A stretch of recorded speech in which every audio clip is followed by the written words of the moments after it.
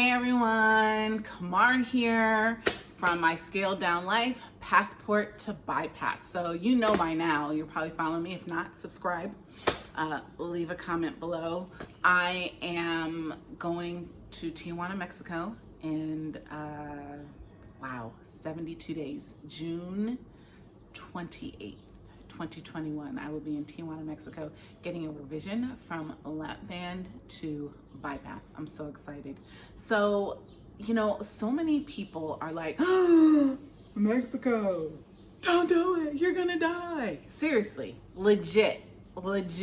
Everybody from the Peanut Gallery has something to say about why I'm going to Mexico. Actually, so I stopped telling a lot of people. You should know, I have lived in 4 countries. Okay, so I've lived in United Arab Emirates, China, UK, and now Egypt. Okay, I have traveled to 80 countries. I have had things done in so many countries. Medical tourism is not new for me. It's not new for the rest of the world. As an American who has probably spent most of her adult life outside of America, we have got to stop this notion that America is the only place things are done properly. Get it out of your head. It's not true. I have lived in some countries and been in some hospitals where the healthcare is top notch. Facilities better than the States.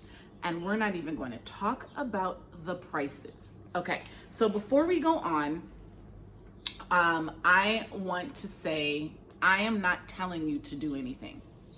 I'm not telling you to go overseas. I'm merely explaining my experience, and I'm going to give you some real statistics. Okay, so I have my notes right here. So when you think about medical tourism, that's when people leave their home country and go someplace else and get something done. So the top 5 countries for medical tourism, wait for it. Number 1, Thailand, okay? Number 2, you'd be surprised. I was surprised. Hungary, right? Number 3, Mexico. I would have actually thought Mexico was above Hungary, but it's not. Costa Rica, and then Malaysia. Now followed by other countries, Turkey, Korea, okay? The Dominican Republic. There are so many places. Lebanon is big on medical tourism, and believe it or not, Egypt is trying to get in the game. Now, I don't know why United Arab Emirates wasn't on there, because they have amazing, top notch. That's where I had my lap band. And like I said in my other video, like my lap band didn't fail because of the surgeon. The surgeon was actually a European surgeon who was flown in to do the surgery. So I failed my lap band, right? So when you think about reasons why people go overseas, they leave their home country, y'all. They get on a plane, they drive for hours, okay? This is why. They go for cosmetic surgery, okay? Sometimes, I think about getting like fillers or Botox. They go for bariatric surgery, so weight loss surgery. They go for dental work. They go for fertility treatments. I know several women who had fertility treatments overseas. When I say a fraction of the cost. And then oncology. And that's just to name a few, right? There's so many reasons. Sorry, that's Cinnamon never barks except when I'm, when I'm on camera. So those are the reasons why. But here are some other stats that just blew my mind. In 2017, the revenue created by medical tourism, $82.27 billion US dollars. What? Now, by 2027, we are looking at $274 billion revenue created by medical tourism. Okay, Americans in 2007, about not even a million, 750,000 Americans left the borders to go have a procedure done overseas. So I'm gonna tell you why I would do it. One, okay, I'm fortunate enough that financially, I would be able to afford anything in the States that I could have done overseas. It's a matter of I'm never in the States long enough. Like, I don't live in the States long enough to go through the process. So it's not that I don't believe in what's happening in the States, is I'm not there long enough. So I have to look for alternatives. Now, when I lived in the States, I did have a major procedure. I had a hysterectomy, and it was done at a hospital in New York. I did have one of the best surgeons, period. It was amazing. It was amazing. I had amazing care. Not gonna lie to you, okay? But I also know that had I been in another country, okay, I would have been okay with the surgery being done there, because guess what? I do my research, y'all. No matter what country you're in, no matter what surgery you're getting, no matter where you are, you do your research. You research the hospital, you research the surgeon, you research the surgery, okay? That's what you do. So many people are terrified of leaving American soil to go get a procedure done, okay? Yes, things happen. They do. I'm not going to lie to you. Terrible things can happen. Y'all, terrible things happen in the States too. Terrible things happen. Terrible things happen at the hands of doctors in America as well. America is not an oasis where nothing ever happens. Okay? Doctors are human. Things happen, okay? We have to get out of this notion that the United States is the only place that trains doctors. Nuh-uh. No, okay? Me, okay? When I was looking at getting veneers, I was headed to Thailand. I was headed to Thailand because a fraction of the cost and amazing care, okay?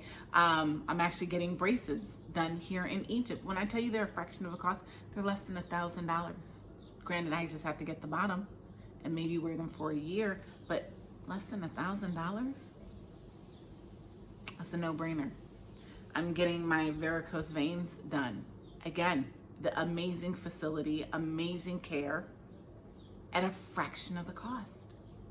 My surgery in Mexico, it's $56 because I have to take the lap band out. It's $5,600, sorry, US dollars. I'm sorry. And in the States, we're probably looking at 30 to 45,000. Again, I could afford it, but because I don't live there, I don't have the time to meet with the doctors the way that they want me to. So I'm doing everything over here in Egypt. I'm meeting with the therapist. I'm meeting with the surgeon here. I'm getting blood work drawn every 6 weeks, so that by the time I get to Mexico, okay, I will have done my due diligence, right? I've known girlfriends who have gotten, lifts, butt lifts done in the Dominican Republic. When it's time for me to probably get my plastic surgery afterwards, I will probably head back to Mexico for it, okay? This is the thing. Medical tourism in and of itself is not a bad thing. It just isn't, because think of all these people who live in all these different countries who have to get things done. They get them done because there are doctors who are trained to do them, right? Okay. Where it gets a bad rap is that sometimes things happen when we come home. Things happen that are out of our hands, right? We don't always follow the directions. Sometimes things happen that are the surgeon's fault, okay? That though, that shouldn't be used as a litmus test for all places, all surgeons, all facilities. Are some facilities crap? Absolutely. Are some surgeons horrible? Absolutely. Okay? Are there some countries I personally would not go to? Probably. Okay? Probably. But I also do such hard and deep research, you can't tell me anything. Now, do I know anything about fertility? Nope, because that's not my lane, right?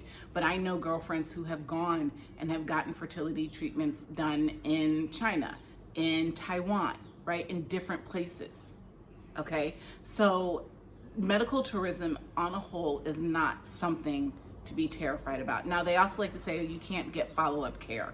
Okay, in some cases that is true. okay? Follow-up care can be really hard to get.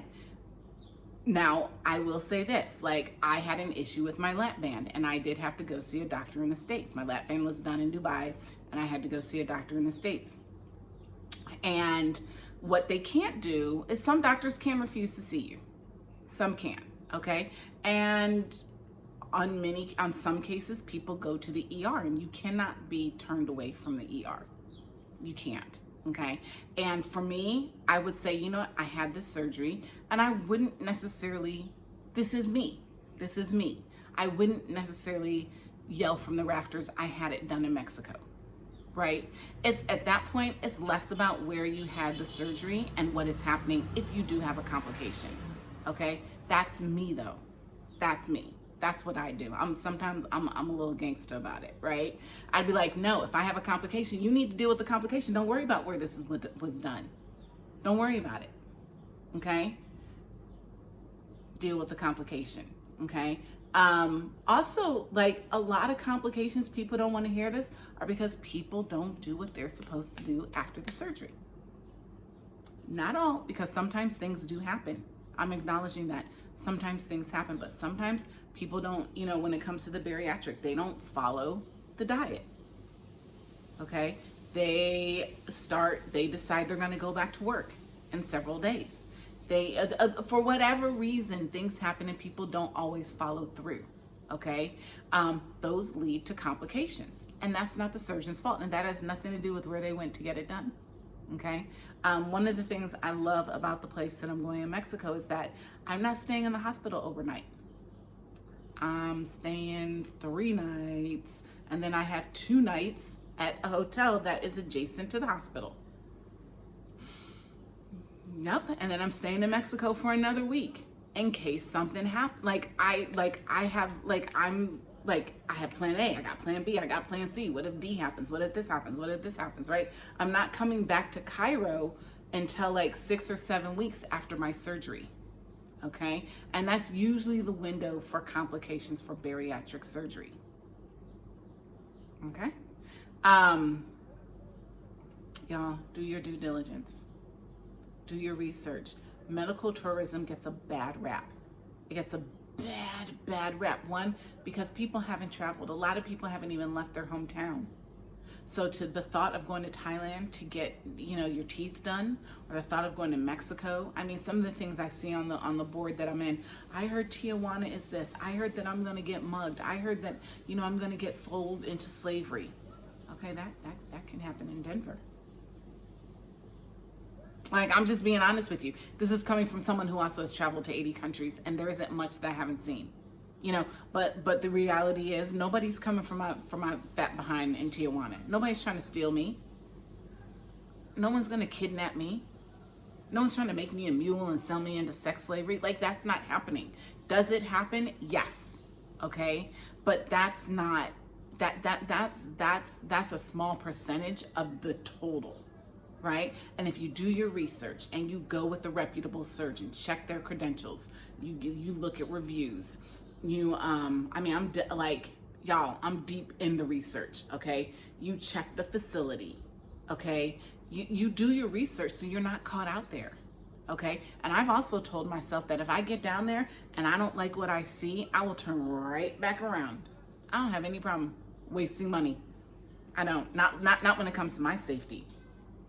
So this was just a quick video to talk to you about I probably got like a little bass in my voice, but I wanted to tell you about medical tourism and how it can be an option. It absolutely is an option for people who can't afford it someplace else, okay, whatever it is, or, you know, like me, okay, you live overseas. You want, you know, and the reason why I'm not getting it done in Egypt is because Egypt is not known for bariatric surgery.